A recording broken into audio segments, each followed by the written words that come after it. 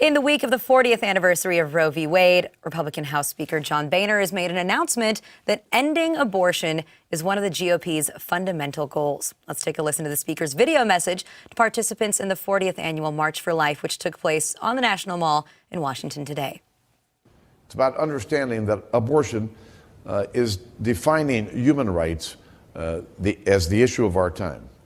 Because human life is not an economic or political commodity, and no government on earth has the right to treat it as such. With all that at stake, it's becoming more and more important for us to share the truth with our young people and to encourage them to lock arms, speak out for life, and help make abortion a relic of the past.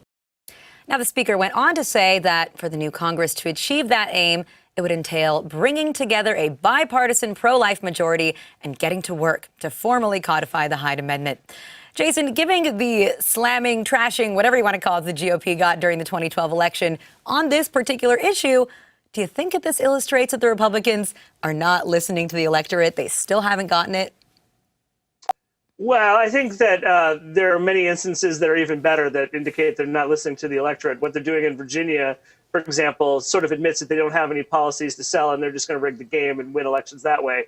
But, you know, listening to Boehner talk right there, I've seen Boehner speak a lot more passionately about things. But I've also seen whole GOP administrations promise ornate things to the pro-life the pro-life community without ever really delivering on it.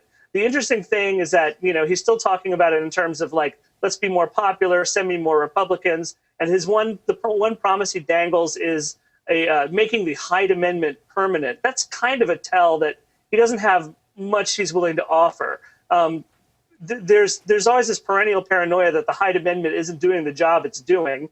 And so whenever something comes up like this, like during healthcare reform, there's always this sort of like weird ritual reaffirming the Hyde Amendment. But more to the point, you really can't promise to make the Hyde Amendment permanent. Constitutionally speaking, no Congress is bound by the laws enacted by previous Congress. So anytime you promise the permanence of something, that's really just a canard. I'd also point out that Rand Paul also spoke to this group today, and it just goes to show that there are some real limits to his vision of libertarianism.